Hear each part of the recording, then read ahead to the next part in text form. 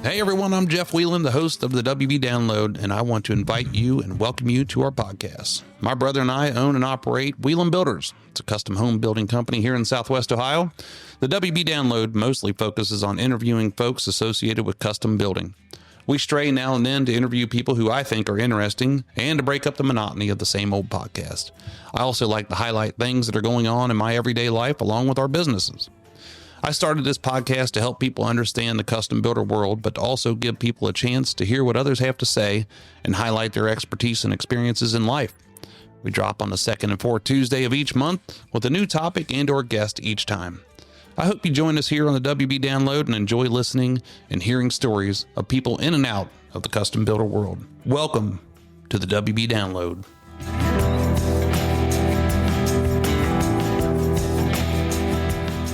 Well, hello again, everybody. Today is Tuesday, October the 14th, 2025. Welcome to the WB Download once again. Hey, thanks for joining us. We're grateful that so many people tune in week after week. I hope like crazy that everybody enjoyed that interview with my friend Andy Korb. He's a crazy dude. He's a good dude. He's a hard-working man and super knowledgeable about just about everything he does. And you know, I don't think that anybody knew that he was up at 4 o'clock that morning before that interview in the hog barn working, managing the stockyards, packing company, and farming and doing a number of other things. So he's all over the place. But I think he's just such an interesting dude, and I just want to say thank you again to him for taking time out of his day and being on here. And hopefully we get the chance to catch back up with him and join in on some stuff. But hey, we're busy. We're busy again, once again. And I just can't tell you how grateful I am for all the opportunities that we have. But, something I've noticed is here in the last couple of weeks is that the folks that we're talking to about building their house, they're in desperate situations, whether they're in a fire job where their house caught on fire and it's burnt down and we got to go in there and clean it up and get it rebuilt. Or they've had a bad situation with another builder where the builder is no longer in business. And I look at these situations and I want to say, hey, man, I want to make sure that I'm helping these people. And we've obviously been called to help them. And we want to make sure that we are not doing this out of greed, that we are doing this to make sure that we're providing a service for them. And handling the emotions on this thing is so important. And I just want to I just can't tell you how grateful I am, but I'm upset because people have to go through these kind of things. And so I'm glad that Wieland Builders has been a company that people have turned to in this kind of time, and that they know that we can get in there and clean it up and take care of it, but at the same time, manage their expectations. So super busy with a lot of those different things. And there's so much backstory to all of this that I want to talk about that I'm not going to, but it's exciting times, I guess. Difficult times for people, but exciting times. So we are crazy busy at home, with football, and Cody's in a fall baseball league.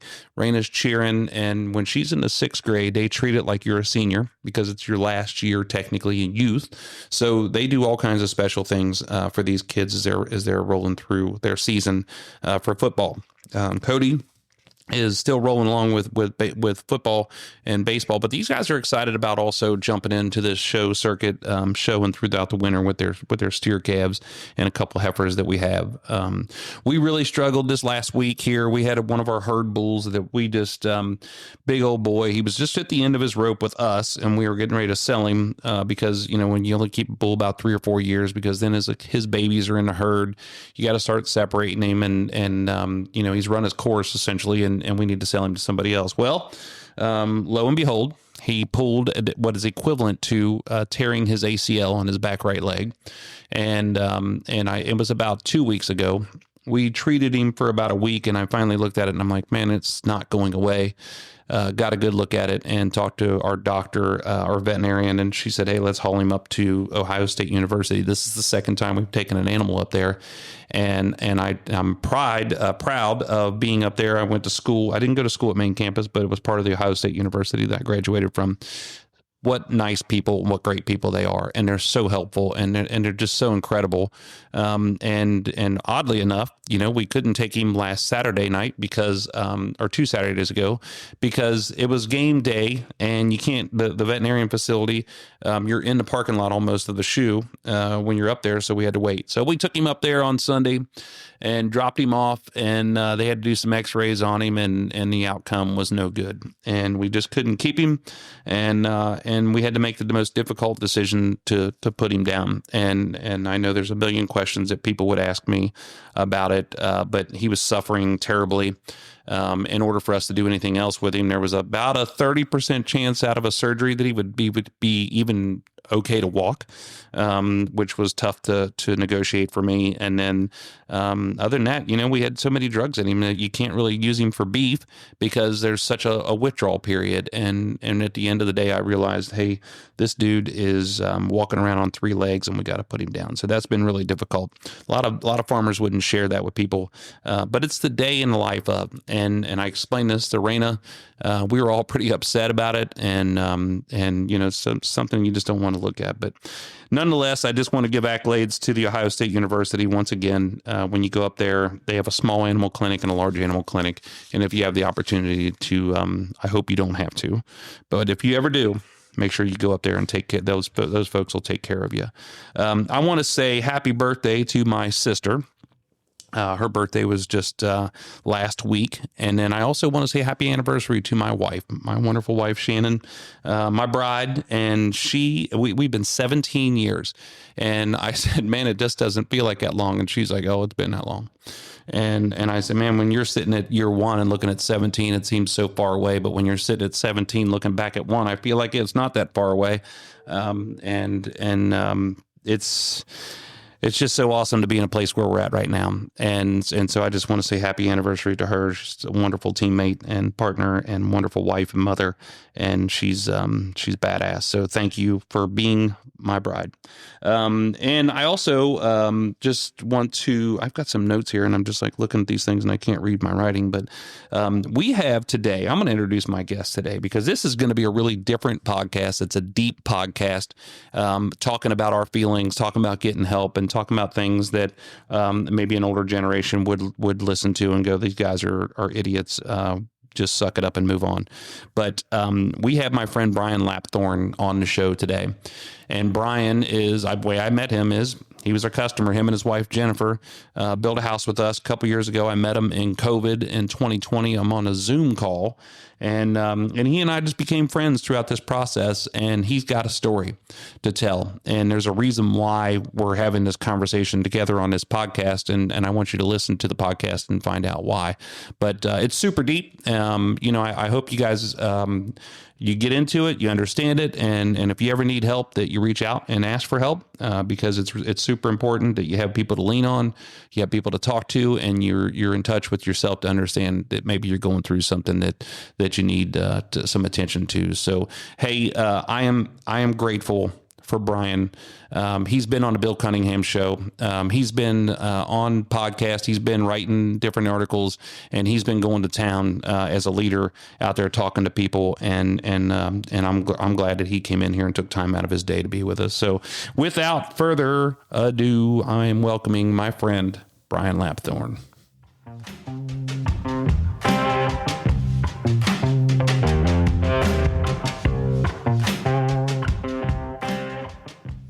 Today, my guest is my good friend, Brian Lapthorn. Brian, welcome to the show. Thank you, Jeff. Thanks for being here. We you're an All-American because we've been talking about Brian Lapthorn on this show for about a year. It's because your date just kept getting pushed out and pushed out and pushed out. So everybody's been expecting to have you on a show for quite some time. So you better do good today because otherwise we're going to be disappointed. I'll bring what I got. So we're going to roll down and talk about, how we know each other and how we met. But we met, and you tell me if I'm wrong. All right. But we met on Zoom during COVID because you guys had been referred to us by Chad and Minnie Schmidt. Yep.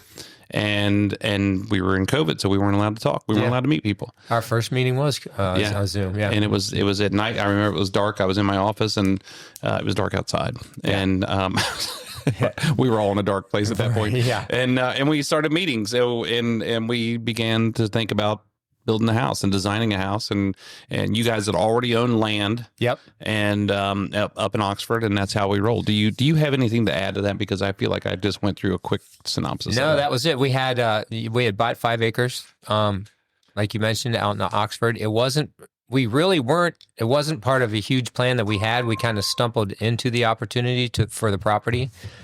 And so it was a fast moving process. We talked to one other builder, and quickly realized that that wasn't the builder we wanted to go with. And then again, we were referred to you by a really good friend of mine who actually I'm talking to this afternoon. Nice. Yeah. Yeah. So that I think referrals are the best. And I had somebody tell me a long time ago that if you look down through your system, the majority of the people that you work with are some sort of referral, whether it's a realtor or somebody you know or somebody you've done past work with. But when a past customer refers you, that's pretty awesome. It's pretty cool. He was the original referral, and then if we get into talking about my wife at all, she found 2 other folks who referred you guys to. And then I think you worked with the lady also that we built a house for. So it's a small world. Yeah, it is. Wieland Builders is just so huge. They're everywhere. We're everywhere. Yeah, we're so everywhere. It's hard not to bump into someone who built with you. Exactly. Tell us about yourself, man. Tell me about your family, where you grew up at, where'd you come from, how'd you get here? Born in Louisville, Kentucky, but didn't spend a minute there. Raised in Cincinnati. What part? In the Coleraine area. Oh, yeah, nice. So I'm a Coleraine boy. Did you go to Coleraine High School? I went to Coleraine High School, graduated there in 1985, and lived in the Coleraine, White Oak, Groesbeck part of town my whole life. Huh. As soon as I could graduate, I did graduate and went away for 4 years to the Marine Corps. Yeah. Got to see the world, at least half the world, Asia Pacific. From the age of 18 to 22, I got to see Singapore, Thailand, Korea, Iwo Jima, Philippines. I'm leaving Thailand. You weren't in Desert Storm, were you? No, this was in short of it. The Cold War. In fact, the posters in the hallways in all the units were like of a Russian bear or of a picture of, loose lips sink ships. It was stuff you would see in like movies. It was really old and outdated. And I got out in December of 1989, literally just months before the first Gulf War. Yeah. So that's where really that was my first real pivot in life. I got out of Coleraine, got to see the world. Had a couple senior guys kind of put their arms around me and really influenced me positively. That's where I developed a desire to go to college. I took some correspondence courses at the University of Texas, Okinawa branch. They had these small outposts. So I took some classes, got out of the Marine Corps, came home, went to work for Rumpke, which is where my dad was working part-time. He was the foreman of a weld shop that put together their rear loaders after those guys would trash them. And went to University of Cincinnati, got an associate's degree, transferred from there to Xavier because I wanted a little bit more prestigious degree because I wanted to pursue law school. Ended up getting a bachelor's degree in pre-law. And if I'm continuing to just kind of finish out who I am. I went through the application process to go to law school, and I also applied for this job that my buddy from the Marine Corps kind of told me about. He said, "Hey man, would you be interested in doing this thing called consulting?" And literally, he asked me if I could fog a mirror still, and I said, "Yeah." He was coming to Cincinnati to build an office because they won a project with P&G. And I ended up getting accepted to law school and an offer from this company that does this stuff called consulting. I was going to go to Chase Law School, and I was going to do it at night. So I was looking at 5 years of nights and weekends. And then I was looking at this offer from my buddy Kirk, who I was in the Marine Corps with in Okinawa. And I thought, hey, I'm going to try this consulting thing. One, it pays more. Pays more than going to school. Going to school and still working part-time for Rumpke. And literally, I have been doing that type of work it's right at 29 years. Nice. So, man, I didn't know all that. Yeah. I knew you worked at Rumpke. And where did you and Jen meet? Yeah. So my wife, Jennifer, went to University of Louisville. She's a Louisville girl, combination Louisville and Kansas City, Missouri. Her father was in Kansas City.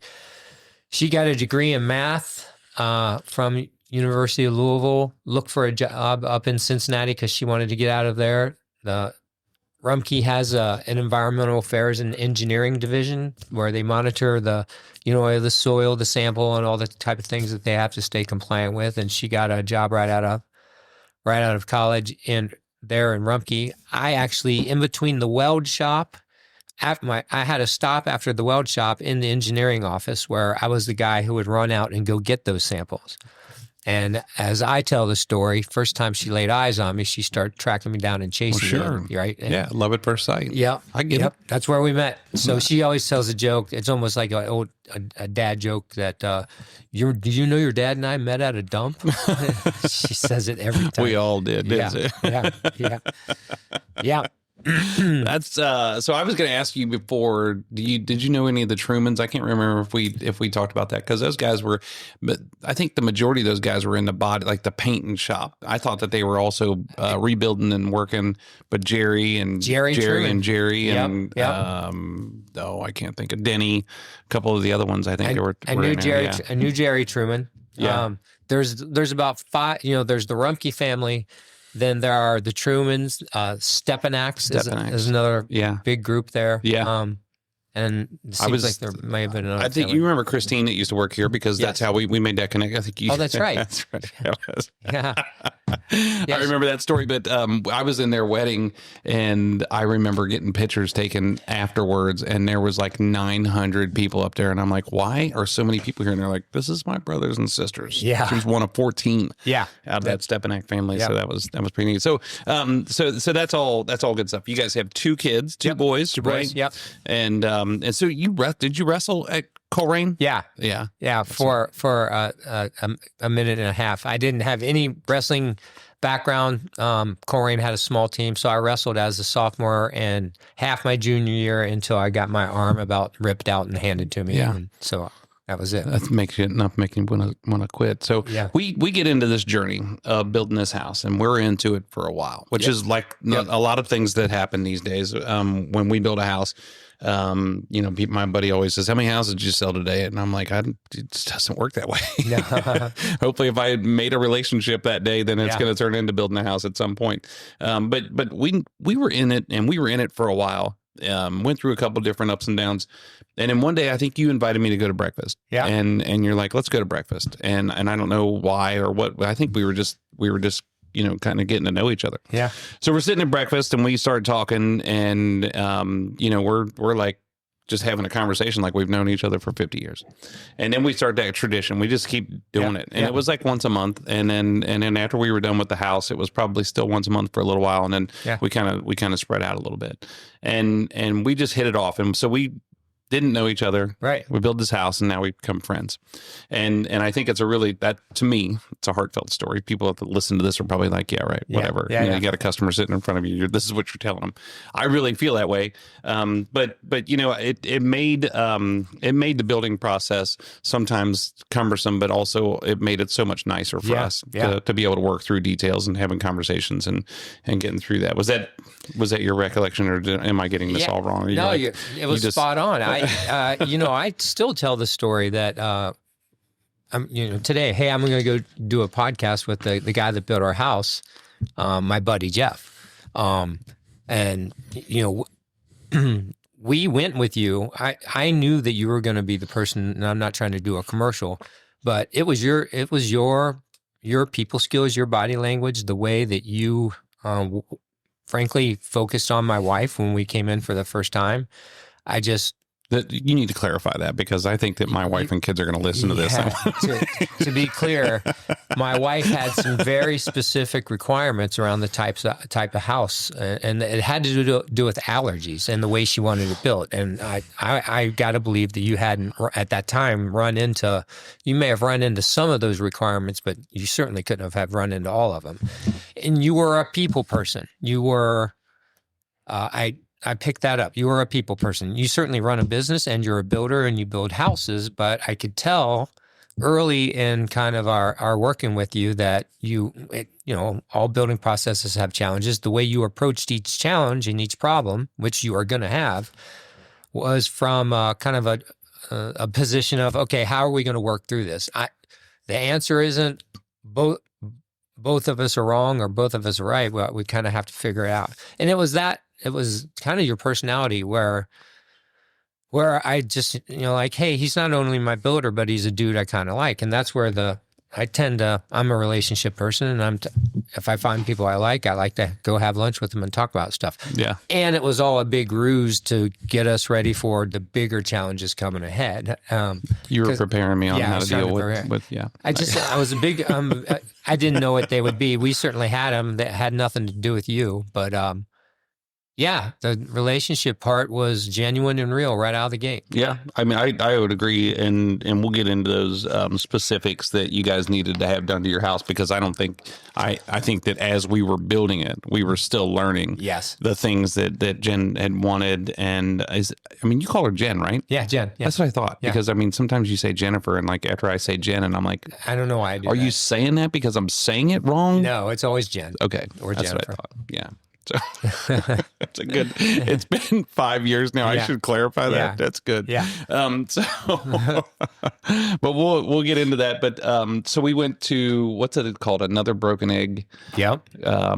Cafe, which is, I hate that place. It's like people walk in there with, it's just, I never have had a good experience there. I shouldn't say I hate it. Is that your bad meeting place? No, my wife loves it. And every time we go in there, we get horrible service. The food isn't great. Or something goes wrong. And obviously everybody loves it because this place is busy all the time and it's got to be really good. So it's a me thing. Yeah. But you and I sat there for, I don't know, a couple hours that day and just sat there and talked. And it was nice. It's pretty cool because you don't get a lot of that in my position when you're dealing with customers. But so we get into it, and I'll tell you this, that we designed a house first. Yep. And we brought it back too expensive. Yep. And got out of control.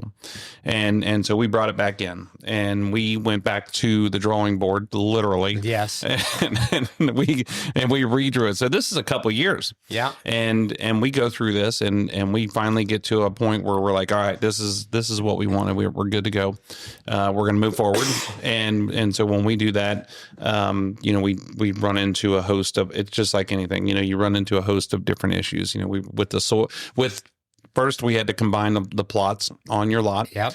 We ran into some bad soil, and that took us through a ton of expense and a couple of other time delays and a lot of different things. You know, and that's always a big struggle when we get into a hole that's got bad ground or got a lot of water in it. I'll never forget that. Yeah, neither will I. and then we get into the challenges of, you guys have very specific health requests, and I don't know what you want to call that, but it's just different methods. Different paint that we could use, different electronic type. Yep. Just different wood, there's so many different things that we had to use, that we had a list and that you guys had required. So that was a really big challenge. And the challenge with it is that if I took it 80%, Jen's like, it's got to be 100. Yeah. You cannot just kind of get there. It's got to be all the way because it's a serious thing. Yep. And so that was always a challenge to make sure we were doing what you guys wanted to do. Yeah. You figured it out each time. I don't think I did.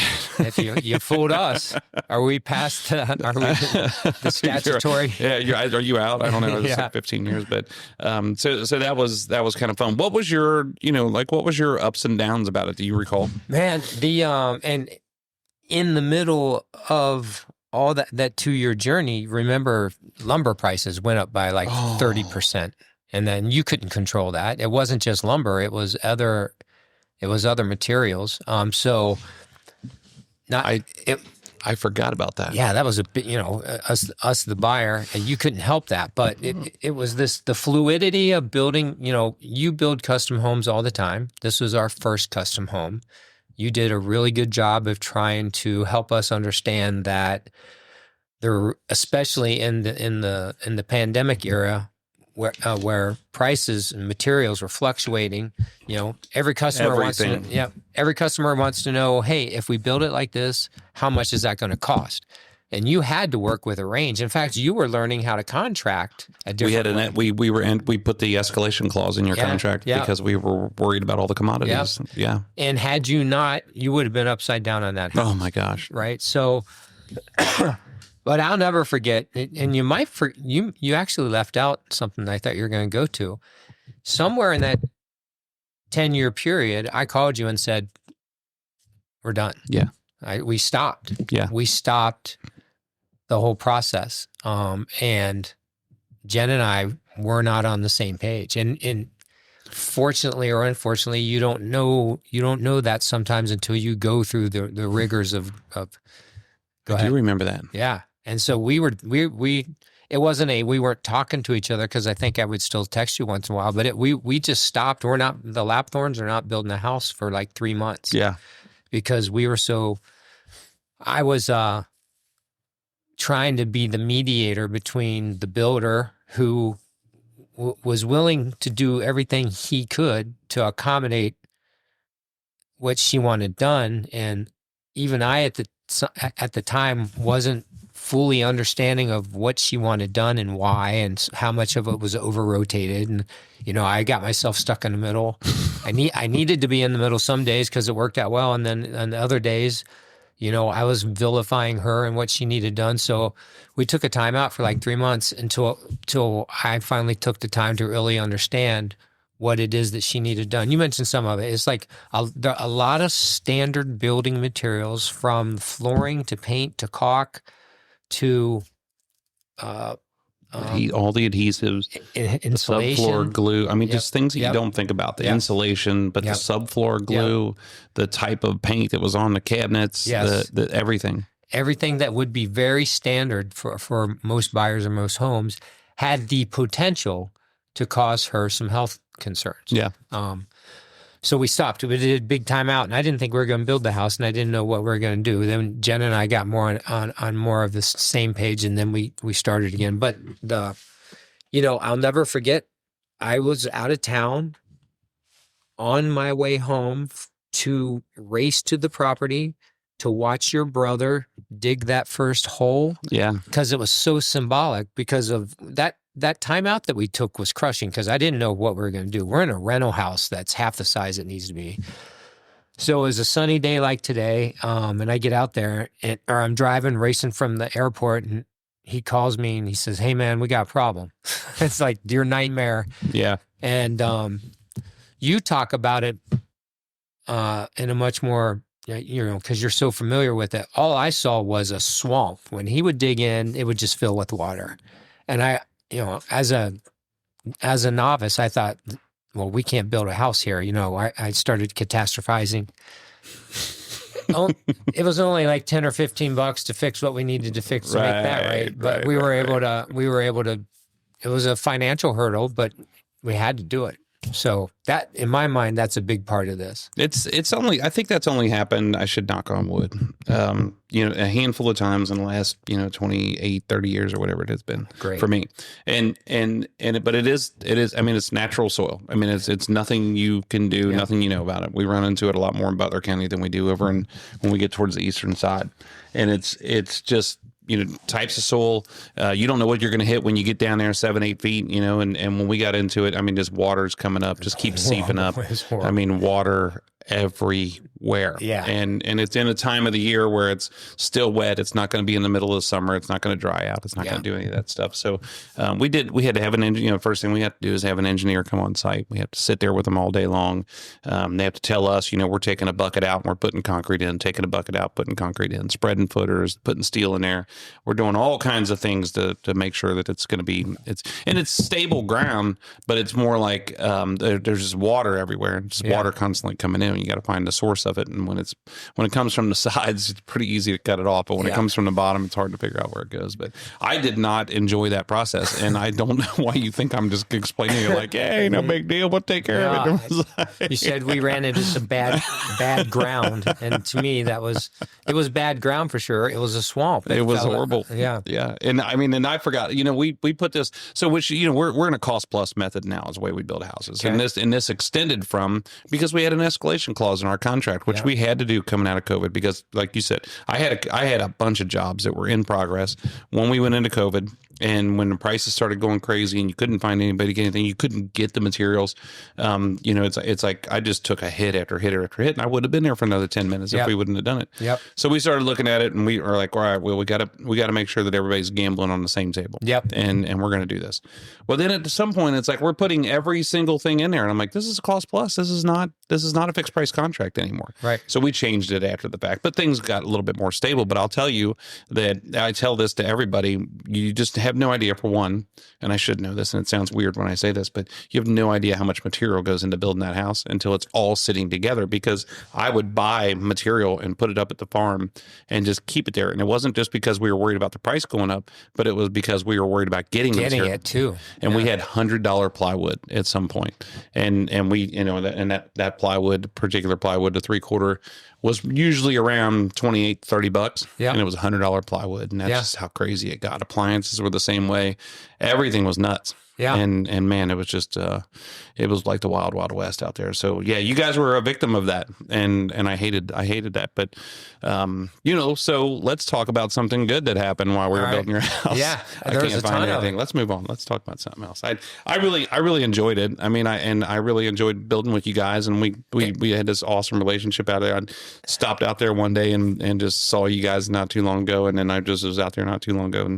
And I think it's cool to do that, because I tell everybody, I stand in Homerama year after year, and I talk to people, and I just love talking to people in general. But you talk to people about building houses, and I say, who built your house? And they roll their eyes, and they hate their builder. Yep. And you stand at a bus stop on a Thursday morning, and you listen in a neighborhood, and you'll listen to every single person there bitch and complain about their builder. Yep. They had a horrible experience, and it never goes well. And I'm positive that we have had those at Wieland Builders, and it's inevitable.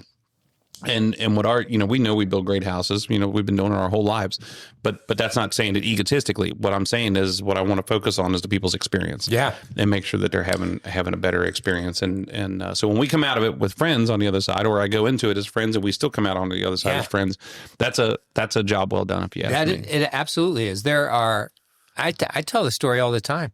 I do. You were one of the, I have friends from when I was young, or friends from work, but I consider you a good friend, not just because you're a good guy and we've laughed and we've gone to a Reds games, but primarily because how we navigated through some really hairy stuff. Yeah. I mean, and it was hard, right, for both of us. And every time we came out on the other side of the conversation feeling like I did, like, man, you know what? He was as fair as he could possibly be and still run a business. Yeah. And we joked about the ground and the materials and the cost and the very, very specific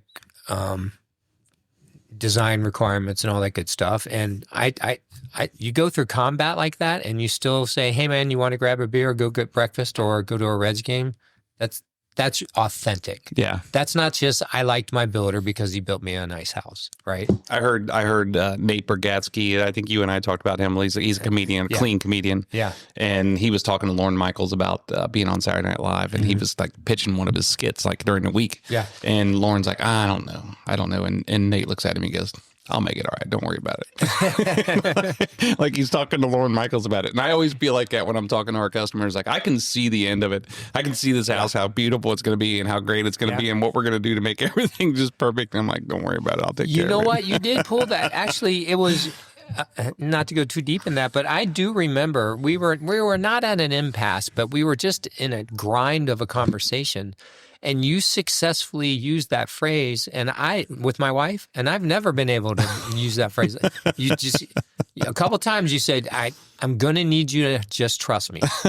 You're going to have to I won't finish it completely, but let me get started on it, and let me show you a concept of it. But I've got to start working on it. You got to trust me. I think I want to move on to a different topic. I don't think you guys had a good experience. I recommend you. I'm just kidding. I think it's good. We always talk about this podcast being organic, and I hate that if somebody comes on here with a full blown pitch where it's just all positive and hey, we could have done that. Yeah. But let's talk about it being real. And this is so real. So let's jump into something else. Let's talk about when you and I were at breakfast that morning. You and I were both starting our Christianity, Jesus journey, whatever you want to call it. Yeah. About the same time. Yep. We have the same Bible, right? Yeah. Oddly enough, I don't think we shared that with each other. We just happened to have it. You told me at breakfast. Oh, that's right. Right. You found it. Every man's Bible. Yep. Yeah. And I went and bought it. Yeah. It's 9.5 inches thick. Yep. And so we were both like skeptical and learning and in like 1 foot in the water. Yeah. And, like there's all those things we were in. And you said to me, I will never forget, I feel comfortable sharing this with you because I feel like we're at the same level right now, and we started our conversations from there. And ever since then, we've kind of gone back and forth and had that open conversation about it. So I think that when you talk about faith in business and faith at your house and faith in your personal life, and you've shared with me, especially in the recent months where we're going to lead up to this here soon, how much it's been impactful for you. But something that's odd is that people don't like to talk about it. Yep. And unless you're on the same team. And it's like, if you're a Democrat and I'm a Republican, I don't want to talk to you. But if you're a Democrat, I'm going to talk to you. Or if I'm a Republican, you're a Republican. But it's like that Christianity thing. It's like you got to tiptoe until you see. And even then, you got to see how deep somebody really is. Right. And are they putting up a front? Are they in? Are they all the way in? Are they, are they deep? So I get a kick out of it all the time, but it's a conversation piece for me to be able to start talking about different things with people, and make sure I give you a pocket Jesus before you leave. All right. I don't think I've given you one. It's not water cooler conversation in the corporate world. I can tell you that. In fact, it's frowned upon. And I don't know. It's crazy. And I don't know why. I mean, who cares? I think that it's and it's, I think the way I cared about it was when years leading up to this, where if somebody walks up to me and says, well, we're good Christian people, I'm like, well, you're lying. Right. Because if you have to tell me that, then you've done something wrong in your life. I mean, just prove it to me. All right. Just show me. And that goes for anyone who speaks to their credentials. If you have to talk about you've accomplished this, right? Like I'm a little bit weary of people like that too. Right. I'm a really nice guy. Are you? Yeah. And when people come to me and they say, we are really easy to get along with, and I'm like, I donate money to the homeless every year. Just the quiet, humble, show it without saying it. Yeah. Yeah. But it's interesting to me that, I mean, you've chosen to find a way to live a better life. Yes. And to respect people around you. Yeah. Be a better father, better husband. Better. It's all, I mean, it all chimes in, I mean, it helps you be better, especially I think both you and I were talking about how to be a better husband and be a better father for the most part on that stuff. But just in business, for me, when you start, surrounding yourself with people like that who think the same way or whatever they are. It helps your business. It helps you be more relaxed. It helps everybody stay on the same path. And I've enjoyed it, but you and I both go to the similar church. Yep. And so it's not like, and what I mean by that is you're not going to a Catholic church and I'm going to a non-denominational or something. We go to a similar church, and that's always been helpful. What do you think? I feel like I'm doing all the talking. That's right. You are leading up to something big. Just tell me to shut up. I kind of want to talk about my faith journey and some of the terminology, if that's okay. Yeah. So, I mean, however that came up. This is your show, man. I want to hear from you. The people shouldn't be hearing from me. It was somewhere in the middle of the build or 3/4 way through the build where it was obvious. We would actually set up breakfast. We would say to talk about the house or not to talk about the house. You remember that? I do remember that. And I wanted to make it clear that I wanted to talk to Jeff, my friend, on a given. Remember that? And just so people know, we go to Hyde's in Hamilton, and we're there about once a month or once a quarter nowadays. But that's where we go. And that's right. Remember we did that, and there were times where we need to get together because I need to do do some translating on how Jen's feeling about Yeah. but it was one of those, I want to go to breakfast with Jeff, my friend, and we got together. And actually, you brought up faith, and you brought up your journey, and you started talking about it, and it wasn't in any kind of like, it came up somehow. Or you may have I'm going to save you right there and there. Yeah, you with weren't all recruiting. That crap. Yeah, you weren't recruiting. But I do remember it coming up, and for whatever reason, we started pulling that thread. And so my faith journey has been, and I say faith, and I'm going to distinguish between faith and relationship because there's a big difference. I went kicking and screaming to church. Jen tricked me. I ate all the gluten I ever wanted to eat when we were dating, and we never set foot in church until we got married. We moved a block and a half away from a church in Liberty Township called Centerpoint that I still go to. In fact, I'm going hunting tomorrow with the pastor. I'm taking him to nice. I wasn't against it. I just was one of those typical, I had every barrier in the world. I don't understand it. I don't understand the structure of the Bible. Can't read the Bible. I can't read the Bible. I feel like an idiot because I should understand. I don't know the New Testament from the Old Testament. However, I do want to be a good father. I do want to be a good husband. I do know people in my life that have a life of faith that I kind of revere them because of their principles and what they'll say no to. And so, but I didn't want to go. I'm not kidding you. And she was adamant about it. And so we started going, and the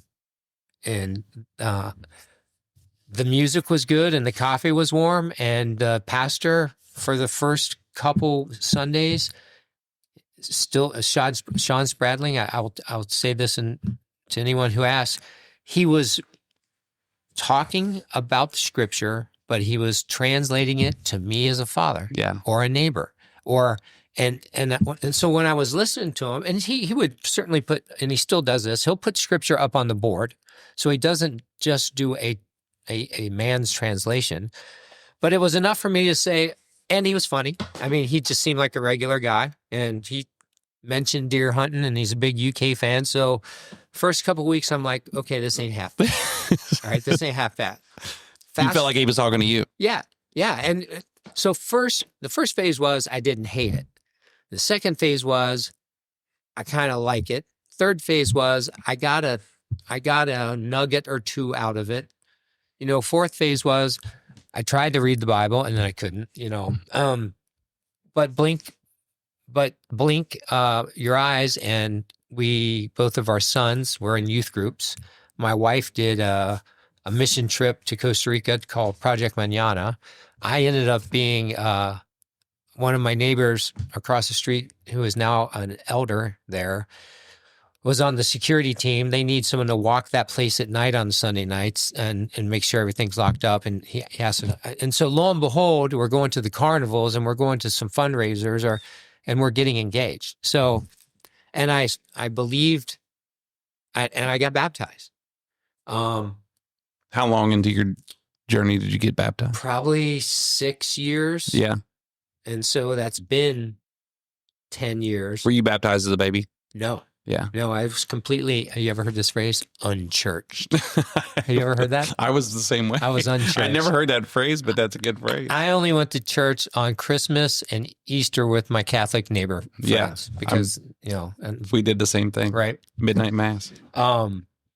But we were part of Centerpoint community, and my wife was engaged, and heck, she even volunteered in childcare, and so, and there's nothing wrong with someone who does that and does just that until the day they die. So I'm going to give a contrast here because it's very different for me.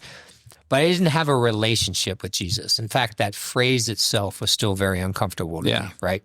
What's that mean? How do you have a relationship with Jesus? But I'm going to church, and I also wasn't foolish enough to say, hey, I get some kind of, go to heaven points just by going to church. I knew I was missing something. I wasn't faking anything, but there were people that were obviously engaging in their faith in a way that I just didn't find.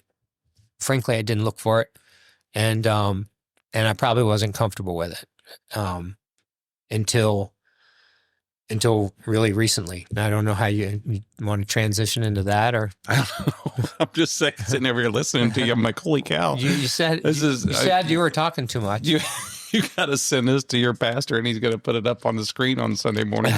I mean, I'll tell you mine too. I mean, I feel like, and people talk about their relationship with Jesus and God and all this stuff, and I'm like, man, you know what? I got a relationship with my pastors, both of them, and Pastor Will and Pastor Ben, and I remember when Shannon and I first decided to go to church, and it was 2019, 2020, somewhere in there, and I never went to church, you know, and never had been there, with the exception of a couple holidays or whatever you call it. And so we went a couple times, and then same thing, you know, when Pastor Ben's up there on the stage and he's talking, I literally feel like he's going, Jeff, this is who I'm talking to. Yeah. It's like, holy cow. And then, you know, and then one day I'm sitting there and Pastor Will calls me up and he goes, hey, let's go to lunch. And I called my mom and I'm like, you ain't gonna believe this shit.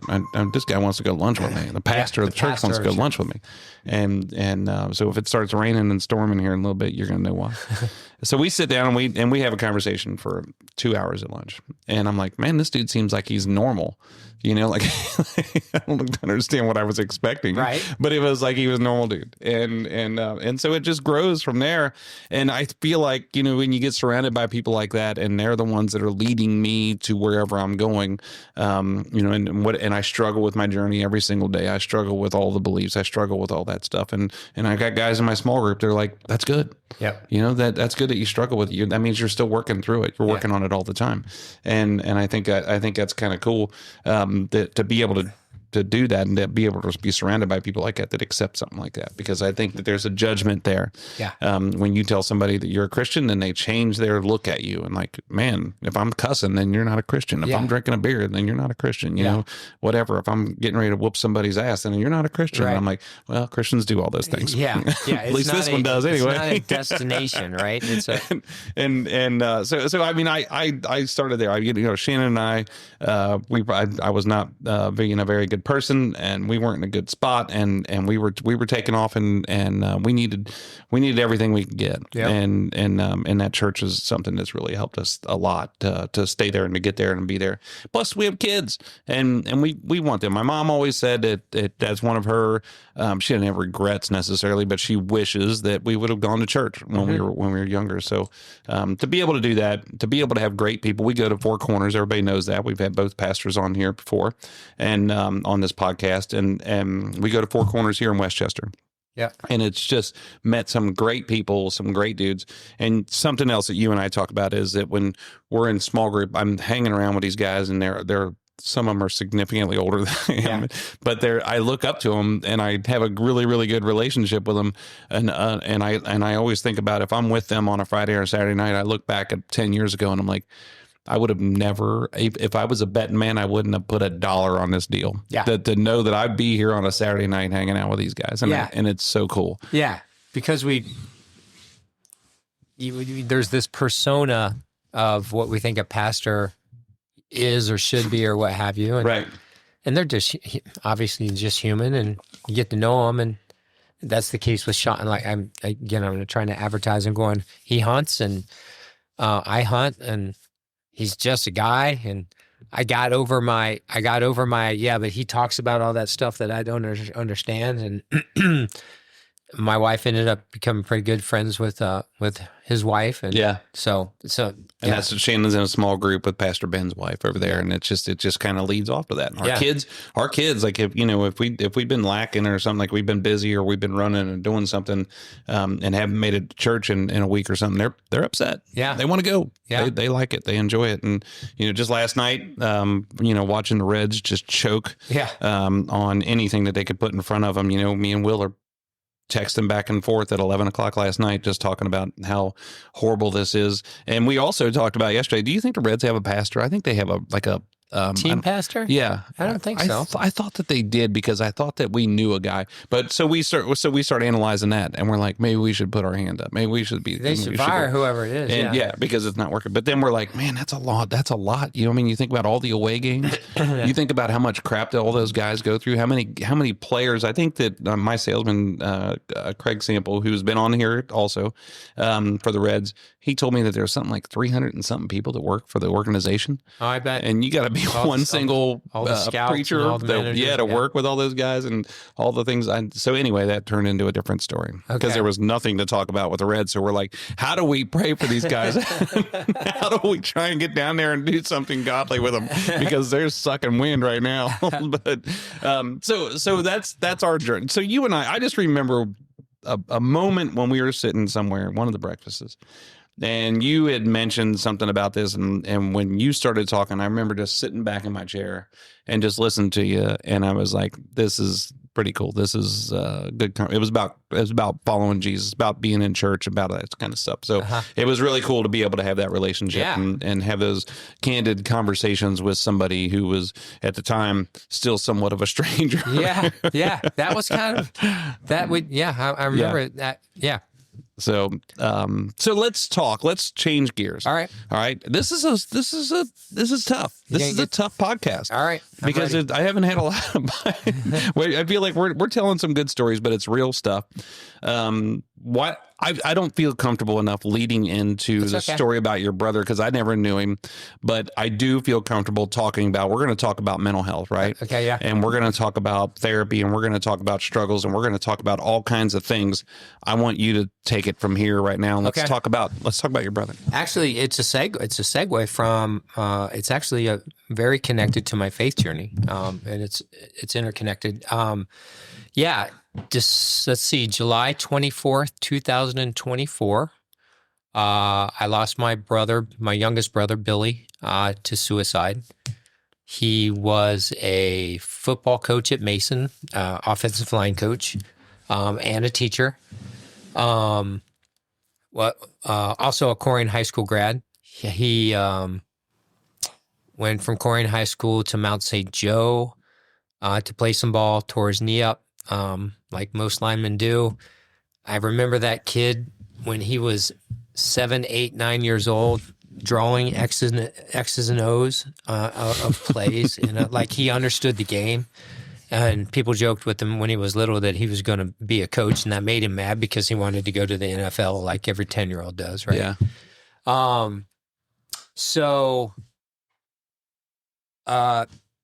He's one of those guys, and this is the case for a lot of folks who take their own life, that from a distance, he was just so popular. His school town hero. Yeah, town hero. One of those guys that could relate. He coached at Finneytown. He coached at Princeton. He coached at Winton Woods. He coached at Mason. He coached at, I'm afraid I'm going to leave some out, but every type of demographic of a player and family structure and economic situation, he was comfortable in. It's partially because we were raised in an environment where never hungry, always had a roof over our head. My mom slung chili for Skyline for 32 years. Really? Yeah. Which one? Corrigan. No kidding. 32 years. Yep. At that same Skyline. And my dad, his last job was at Rumpke. So we were lower middle class. And I say that because, when Billy, a lot of people call him Billy is what I call him, could relate to anyone. I mean, and he had just people skills, letters that kids would write him. He would stay in touch with players 4, 5, 6 years after they graduated from high school. He carried a room. And like many men that we know right now and are talking to, they can carry a room, they can carry a job, they can carry a family, they can be a father, and they can also be carrying some things that are really bothering them, right? And so without getting into too much detail about, how he ended up getting to the point where he kind of lost all hope and took his whole life. There were signs, and of course, all of these signs are super clear in the rearview mirror, right? But I'll tell you, he did not resist. I mean, he did not resist trying to get some help. He went to a counselor, right? Or he was seeing a counselor, and he was taking some medicine for depression. I don't mind telling the details about that.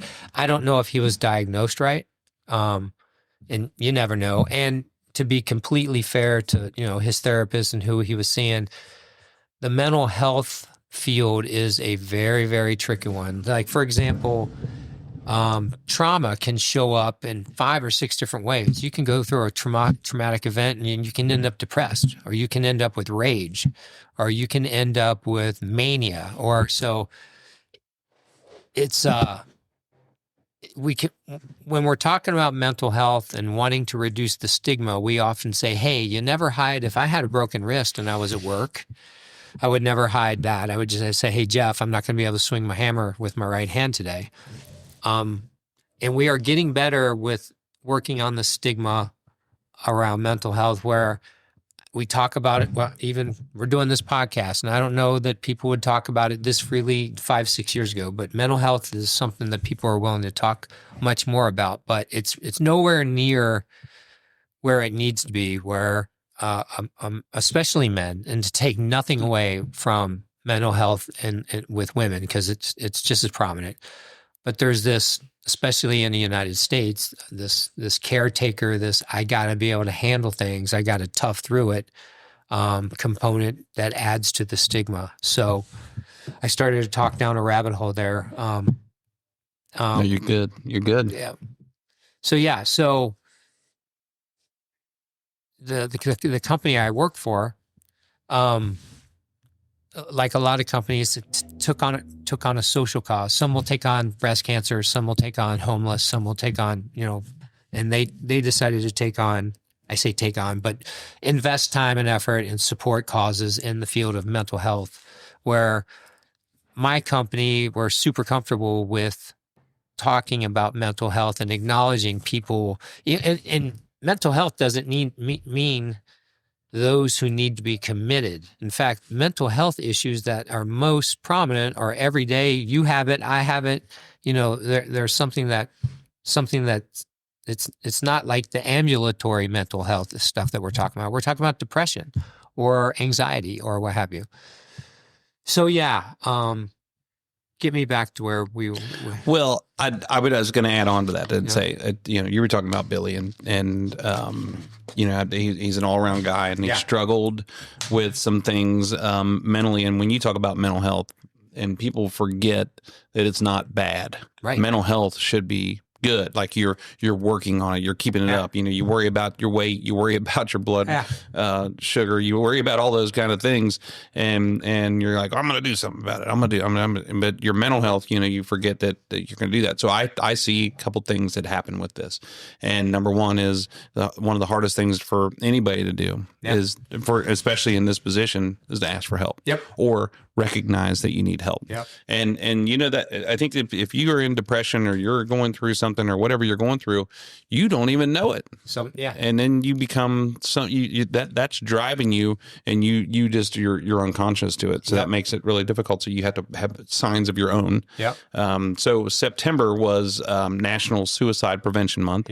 But just every single day, and this is something that I think I had a therapist for, I don't know, years. And I think that when I tell people that, you can always just feel it get a little bit more chilly in the room. You can see them rolling their eyes, especially if you talk to an older guy, they're like, what are you, some kind of chicken? What's your problem? Suck it up. And it was the greatest thing ever. It helped me be a better dad, certainly a better husband, and learn so many things about life and understanding people and assessing myself and my situation. But on top of that, then you start seeing different things. So I hear Dale. I'm always been a big Dale Earnhardt Jr. fan, which is one of the reasons why we have the podcast is because of what he does. And he had a pretty tough life with his dad and his mom and stepmom and all that crap. But he's been going to therapy for a long time. But then him and his wife, they get married. He's got this awesome wife, and I hear him all the time say, we go every once in a while just to check in. Yeah. He goes, I don't want to get sideways. He goes, this lady here is the greatest thing that's ever happened to me in my entire life. Yeah. And I want to make sure that we're still going good. He goes, I want to make sure I'm not doing anything subconsciously to screw this up. Yep. So they just check in and they do things like that. But then on the other side of it too, in our Successful Farming magazine, I think I was sharing this with you, is that there's a huge mental health problem with a lot of farmers, and especially some of these guys that are out on, farming, 15, 20, 50,000 acres, and all their time is spent by themselves in a tractor. Yeah. And so they don't know that there's life out there. They don't know that there's somebody that they can talk to. They don't know what they're going through. They're the same way. They're just anything that they got to fix. It's with tools in the shop. Yeah. So it's trying to bring this topic up to people, and you don't have to go out and sit there on a corner and scream, I'm going to therapy, but you can definitely look it up and try and figure it out. Yes. And try and get yourself through whatever you're going through. But that's the biggest thing. And I feel like, this mixes in with your faith, because if you're praying, you're asking for help. Yep. And so if you can pray, then you can certainly get off your butt and go out and find a therapist, or you can look for resources to get you through whatever you're going through, or to just do some general maintenance. I've never heard of it. I've never heard of you mentioned that, like if you're praying for relief or for something, or to feel better or to quit feeling this way or what have you, that is a great example that's a great example of opening your own eyes to I never heard Junior talk about that, but we go to get our blood pressure taken every so often just to make sure everything's okay, right? Yeah. Right. I heard a guy at church, he was talking about his alcoholism, and he was an alcoholic, and his neighbor offered him a beer, and he's like, he came up with some crazy excuse, why he couldn't drink a beer, and he said, he was talking in front of the group, and he said, if I had a peanut allergy, I would have just said, I'm allergic to peanuts. Yeah. But since I'm an alcoholic, I can't go, hey, no, I'm an alcoholic. Yeah. I can't drink that beer. Yeah, it's such a cultural. It's so stupid. And it is. Especially in the U.S. Yeah. That alpha male, the bravado. But I'll tell you, don't know if you want to go here, as what happened to my brother, and the circumstances around it, I found myself in a bit of a mental health crisis, in that I developed anxiety, and this is where the intersection of my faith life and my mental health. Right after it happened, I was focused. I had a bunch of jobs to do, like most men would do. I'm gonna do the best I can to help his wife. He had 3 kids in high school. Personal affairs to deal with that I wanted to try to lighten the load on his wife and just help as much as I can. So I got into get shit done mode, right? Yeah. As most of us would. And I became kind of a portal to, I don't know, a lot of his buddies and coaches and friends that he had made once we became adults that I hadn't met yet. I became the communication point, and I don't want to say I enjoyed the job, but if someone was going to do it, I wanted to do that job, and it was a very busy job. And then the world slowly started to go back to living their own lives like they should, right? And it became, Facebook was lit up with making plans for this and that, and then it went quiet, right? As an example. And then that's where I think I finally slowed down to think about the circumstances and just, the sadness of the situation and what I experienced that night when we found him and all that kind of stuff. And I had never had anxiety in my life, and it started just, a little bit twitchy, and I'm wired tight a little bit like you. So, it's kind of hard to notice. What is that supposed to mean? Well, you're wired tight. That means you're very, very task oriented.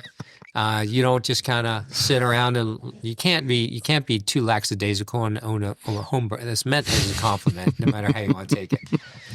But I noticed, it got a little bit more edgy and little bit more pacey, and I had experienced a huge life trauma. So for the first time in my life, a friend of mine said, "Hey, man, you seem like you're doing okay with what happened with your brother, but why don't you go see a grief counselor and just couldn't hurt, just to do some preventative maintenance, right?" And for the first time in my life, I took someone's advice just like that. Said, you know what, probably wouldn't hurt. And um, so yeah, I started seeing someone, and it was good. I just learned terminology and what's normal and what some of the phases of grief are, and just it was good. And then out of the sky blue, something hit. It turned from it accelerated, and I ended up in a full blown. It ramped up over a course of a couple days, and I ended up in a full blown panic attack. And man, when I tell you, like, it was like a hurricane that hit me. I was pacing like a caged animal. I experienced it as ruminating, worrying about just paint drying on the wall. I mean, it's just overwhelming feeling of trying to just be rational. And it's like your skin is, for me, it's like your skin wants to come off. I can't quite explain it, but I'm like, all I knew was I needed relief, and just couldn't find it. And I thought to myself, man, if I'm ever going to drop down on my knees and pray to get relief, and it's hard to explain, Jeff. It's like your body is trying to turn inside out. It's just the most uncomfortable feeling without you actually being physically harmed, right? And in that moment is when I dropped to my knees and said a prayer for relief. And that is the moment I would say I went from going to church, developing a belief, then developing faith, but still having zero relationship. It was that moment that I opened my relationship with God, with Jesus.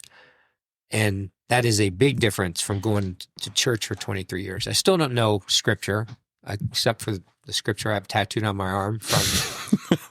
You went all in, huh? Yeah. It was the verse I read at my brother's eulogy.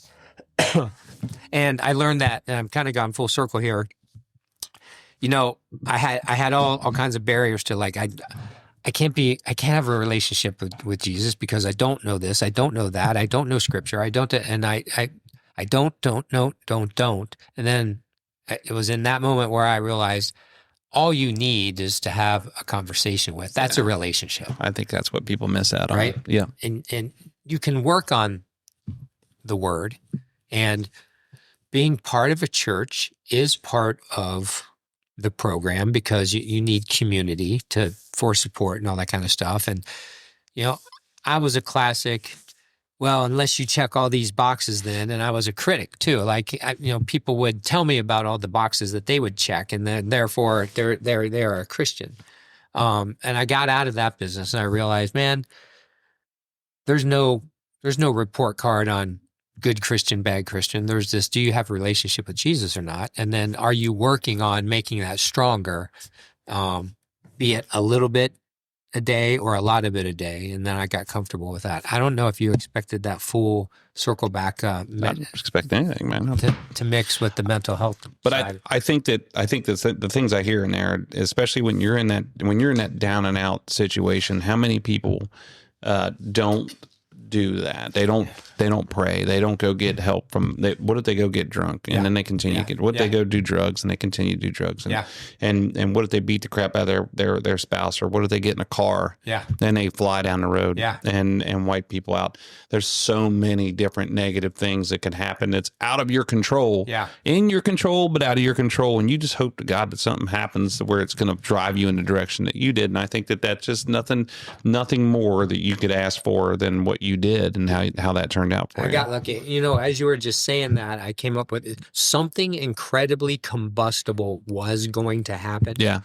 And I just dropped to my knees. Yeah. You know what I mean? And I tell you, I heard, I didn't hear a voice, but I felt called to do that. And so I kind of, I attribute my journey and what I'm learning and my walk in faith and my relationship with Jesus as, I believe if my brother could have, he tried a lot.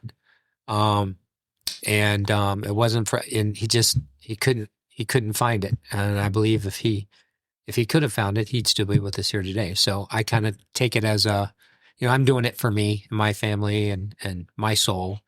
But I also, when I find myself, thinking I don't want to lean in that day, I think, you know what, I'm going to do it for him today.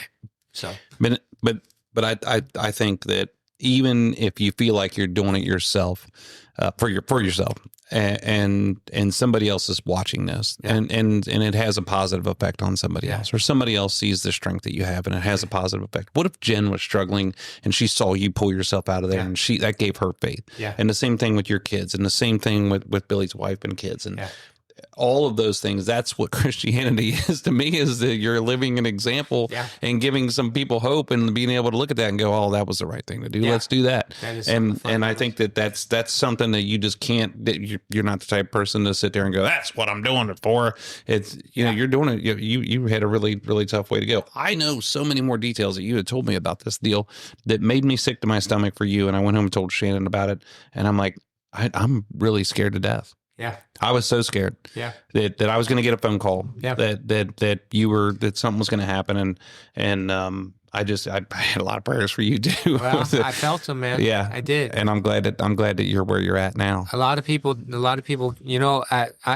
those prayers weren't wasted. I was not at the in the same place that he was, but I was pretty broken. Yeah, and I've decided, and you got to keep working on that stuff. Oddly enough, we just, you and I have been talking about doing this podcast for a while now. Yeah.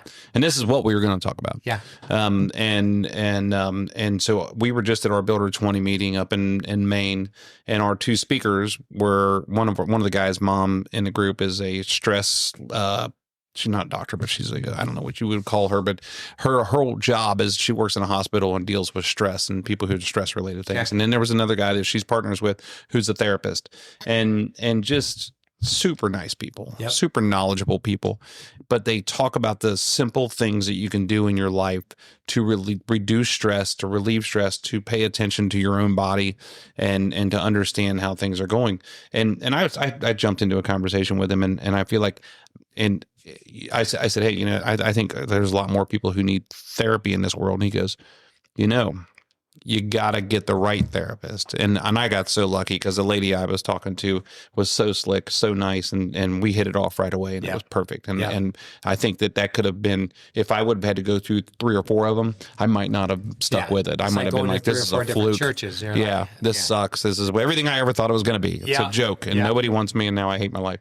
But just know that it's there. But know that, it's not just you, and there's a million people out there who are going through this, more than a million, and they just don't talk about it. And maybe if you don't feel comfortable talking about it, maybe people aren't as dumb as you and me, where we come on a live podcast and start telling everybody all of our testimony and our story. But I mean, I think that this is something that's very serious for yourself. For the folks around you.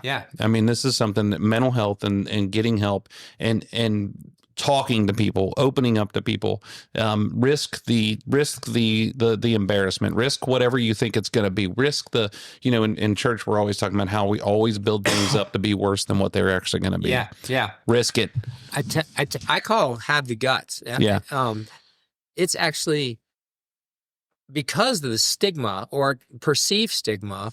The most courageous thing I ever had to do was ask for help. And so I've kind of flipped the script. Like, it's actually being super gutsy to say, hey, again, until the narrative changes, but just to tell people that you work with, look, your brain is the most complex organ in your body. It's got chemicals in it that do things that are just incredible. both good and bad. It's way more complex than your elbow or your wrist. And I know we keep going back to that. You know, I did that interview with Bill Cunningham, and you don't. I forgot about that. Yeah, you don't hide your broken wrist, but you hide your broken mind. It's just time to stop. Everyone has stress. The spectrum in the mental health field is huge, just like it is in the rest of your physiological body. But yeah, have the guts. Be the person talking about it. Since I've told a little bit of a story about something I wrote on LinkedIn about confronting my the anxiety that came from. I get nothing but emails from people who say, and I don't do it for this reason, but how courageous you are, or I really admire that you are really willing to be vulnerable. And those are words of strength. They're not the standard. They're not the stereotypical men's strength words, but we got to redefine that stuff. Or if you don't work on that stuff, you can end up broken really fast. Really fast. I think that I hope that people. So here's the other side of it. If you're perfect out there and people aren't like us, right. I think that the number one thing you can do, and my therapist told me this a long time ago because I had people that were going through stuff and I wanted to go whoop their ass, and she's like, "What you should do is go up to them and say, hey, I just want to let you know I'm here for you." Yeah. And I mean that. Like I'm right here. Yeah. And we're whatever you need, whatever you're going through. I'm here to talk. I'm here to drive you. I'm here to do whatever. I'm here for you. Or you just want me to sit here and be quiet. I'm here for you. Yeah. Just know that you can do that for somebody, and that's really good. You can for yourself. You can keep paying attention to signs, and I think there's always I always call it a good neighbor policy, because when I spend half my life in these HOA meetings, and they're always like, just go up and knock on their door and talk to them. And I'm like, that's not always a good policy, because you're probably going to get your butt kicked or something wrong. But so what I mean by that is if somebody's in the thick of it, don't go up and say, here's how I can help you. Yeah. But I mean, you can just give them signs or whatever. I hope that people can find a Pastor Will that's going to call them and say, hey, let's go to lunch. Yeah. Or a Pastor Sean that's going to be going hunting with you. Yeah. And it changes your perspective on what goes on in churches, what goes on in Christianity. But it also changes your outlook on life. Yeah. And I hope that people can find, they can say, hey, you know what, I need to get some help. And they reach out to a therapist and they hit it off. And the therapist really takes them to go places.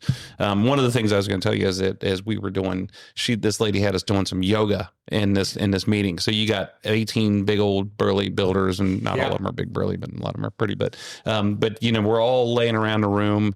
We're doing these breathing exercises and we're talking about, but it really brings it, when it sounds crazy, and Alicia was making fun of me this morning, but it sounds crazy to think that I'm sitting here thinking about, I might go to a yoga class once a week. Well, she goes, hey, you can't do that.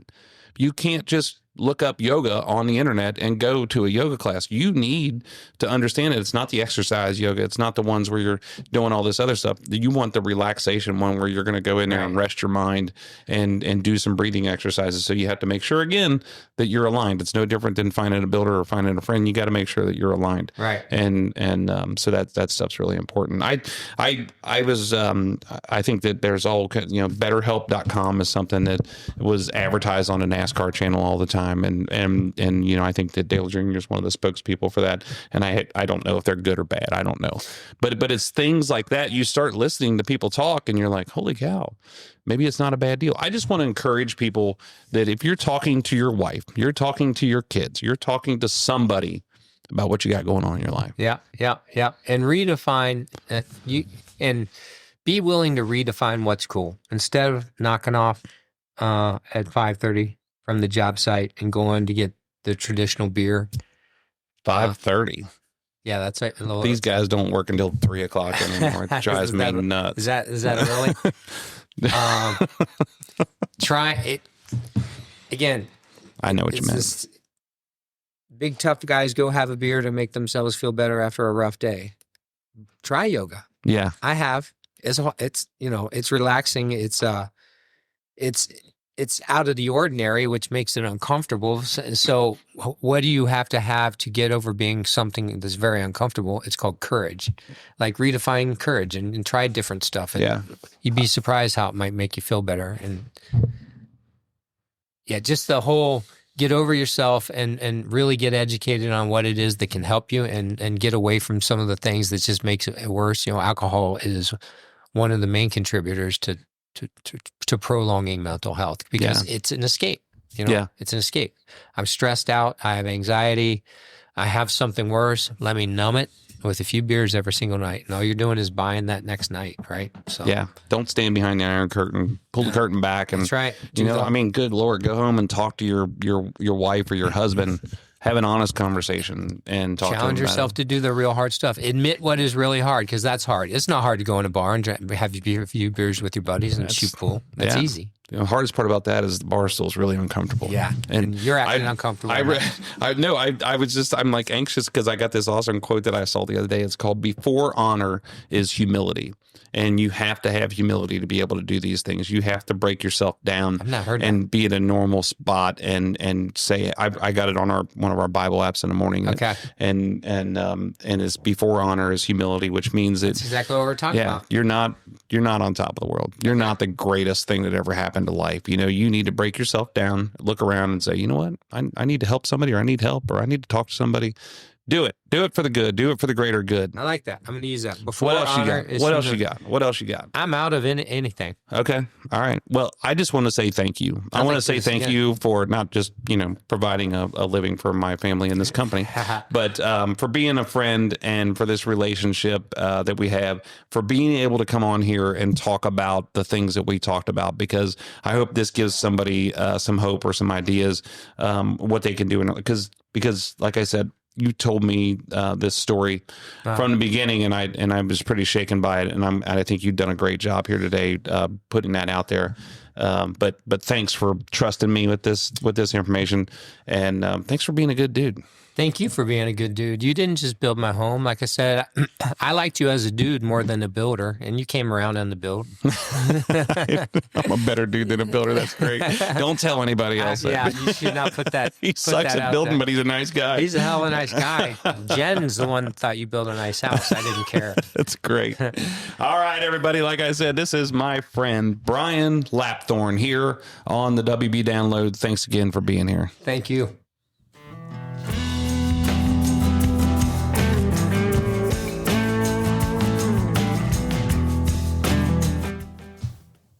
Well, there you have it, folks. Once again, another great interview from a great guest. And I just can't thank Brian enough.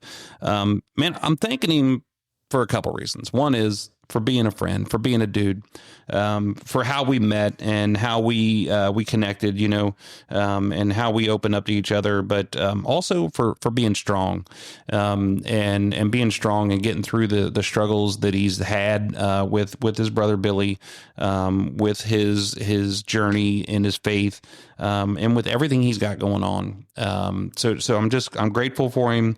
I'm grateful for him taking time out of his day to be here, and I'm supporting him. I'm a cheerleader for him, and just want to watch him just kick butt all over the place everywhere he goes. So I hope everybody enjoyed it. And if anybody ever needs anything or wants more information on what we've got going on at Four Corners Church, or with therapy, or with, if you want just somebody to listen to you, I hope that somebody would reach out to me, because that's what I'd love to do that for you. And Brian and I do that for each other.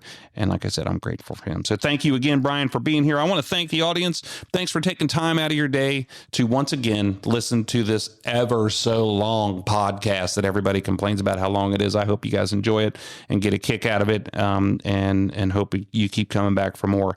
The next episode we have is going to be with my friend Tanner Conradi of Conradi and Son Construction out of Wilmington, North Carolina, the beach builder down there. And he's got a great story, interesting cat. And I admire him a lot, just like I do a lot of these guys. And you guys are going to be interested to hear what he has to say. So let's make sure we pay attention to what he's got going on. We drop on the 2nd and 4th Tuesday of every month. So Tanner will be at the end of the month here. So don't forget to subscribe to the WB Download on your favorite podcast service, and check us out on YouTube as well, because we're over there.